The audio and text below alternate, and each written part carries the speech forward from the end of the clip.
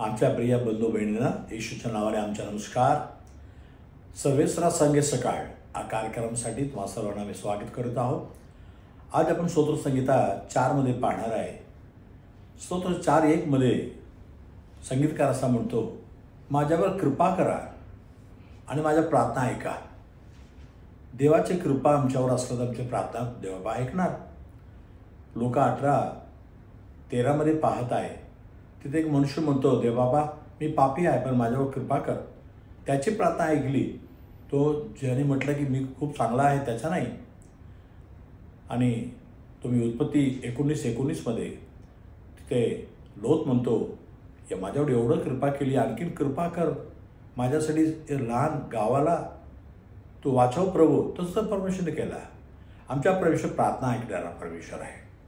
स्तोत्र संहिता 65:2 मध्ये पाहत आहे, हे माझ्या प्रार्थना ऐकणारा. आज तुमची प्रार्थना देवबाबा ऐकणार. दुसरं, मी परमेश्वराचा धावा करील तेव्हा तो माझ्या ऐकेल. दावा करा म्हणजे हक्काने मागाय परमेश्वराकडं. येशूने म्हटलं मत्ती 7:11 मध्ये, तुम्ही वाईट आहोत, तुम्ही तुमच्या बाळा लेकरांना चांगलं गोष्ट करतात का देवबाप तो मला करणार नाही का? प्रार्थना ऐकणारा परमेश्वर आहे. आणि 4:6 मध्ये, कोण माझ्या कल्याण करेल? आज असं म्हणणारे खूप आहेत, तुझ्या कल्याण कोण करणारे पाहूया. पण तू आपले मुखतेज आमच्यावर पाड. देवाच्या मुखाचा तेज प्रकाश आमच्यावर पडलं तर आम्हाला कल्याण होईलच की.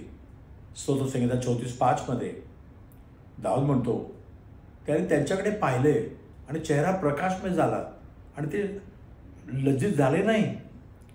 आणि एक गोष्ट सांगतो, ती 4:7 मध्ये, बाकी लोकांना कुचपट अन्न आहेत, धान्य आहेत, त्याच्यापेक्षा अधिक आनंद माझ्या मनात उत्पन्न केला.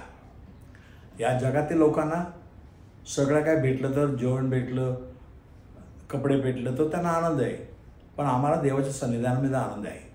फिलिप्पिकरांस पत्र 4:4 मध्ये, प्रभूमध्ये नेहमी सतत आनंदित राहा. आमच्या परमेश्वर आनंद देणारा परमेश्वर आहे. आणि योहाना 16:20 मध्ये, तुमचं सर्व दुःख आनंदामध्ये बदलणार. आणि 22 मध्ये, तुमच्या संतोष खुशी तुमच्याकडे कोणी घेऊ शकत नाही असला संदेश. चला आपण प्रार्थना करूया. पवित्र बाबा, तो आमच्या प्रार्थना ऐकणारा परमेश्वर आहे. प्रत्येकाची धावा करते त्यांच्या ऐक प्रभू. विश्वासाने मागतात, जे काय मागतात सर्व त्यांना दे. मनामध्ये शांती दे आणि पापापासून तारण दे आणि जीवनात उत्कर्ष कर प्रभू. आणि त्याच्या मनामध्ये एक असा आनंद दे की जगातील लोकांसारखा नाही, तो तुझ्यात देणारा आनंद त्यांनी भर प्रभू. त्यांच्या आजचा दिवस आनंदाने आशीर्वादाने भरून राहू दे. येशू ख्रिस्ताच्या नावाने मागे तुम्हाला प्रभू म्हणू ऐक प्रभू. आमेन. God bless you. उद्या सकाळी पुन्हा भेटूया.